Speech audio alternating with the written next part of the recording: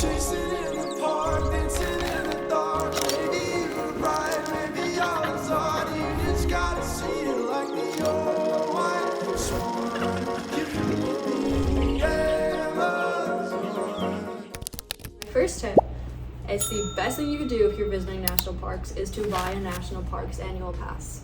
Annual pass is $80. So if you're planning on visiting even just 3 national parks, different ones or the same one within the next year, buy a national parks pass and you will save so much money. And also just with that, when you buy a national parks pass, like I've noticed, it's gotten me out to so many more parks.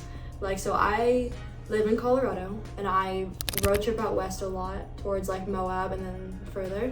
So I've taken that drive out from where I live out to Moab so many times. I always pass through Grand Junction every time.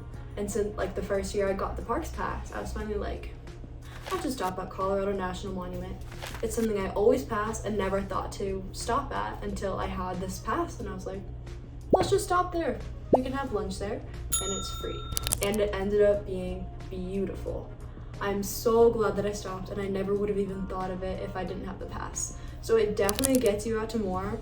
There's no like, it's kind of expensive, is it worth it to go? It doesn't matter if it's worth it to go because it's free, basically. So buy a national parks pass. So my second tip is to, before you go, always check if you need a time reservation. A few months ago, I was on a road trip and I was with my friends and we were planning on stopping at Red Rock Canyon National Park in Las Vegas. And we pulled up to the ranger station. We had like waited in this long line to get up there. And then we finally got up there to the ranger window and they asked for our timed reservation or like the confirmation of that. And we just looked at it and we're like, what? Once we were there, we tried to make, like he like turned us away, we turned around, we tried to make a reservation. They were all full and we had to move on to our next stop. So we didn't even get to go in, and it was a bummer, and it was super avoidable if we had just checked beforehand, if we need a time reservation. So always check before, because it's super easy. You just look up whatever national park and it'll tell you if you need a time reservation or not. So just look it up before you go. It takes like just a couple minutes to make a reservation. Okay, and then my third tip is to always research where to go beforehand. A lot of parks will give you a map as you go in, so it's pretty easy to navigate.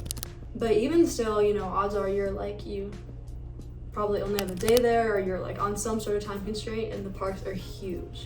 So if you like do a bit of research beforehand and you know like what you want to do at that park, you know, if you like want to hike, you can just look up the best hikes to do in that park. So then you can go straight there instead of trying to figure it out once you're there and wasting your time. And also just like, you know, if you're just like stopping at a bunch of the pull-offs and stuff, you'll know which ones are worth it. And then you can fully maximize your time there and see the spots that you want to go to. And like some people really like planning, they really enjoy that. Some people do not. And if you don't like planning, that's okay. You don't actually have to plan anything.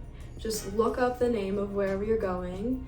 You can like read through some like travel blogs or just whatever Google tells you, and just write down some names of the places you like to go, or like the places that like stand out to you and look cool, because then when you get there you can like see that map and decide. My fourth tip is to always pack properly when you're going.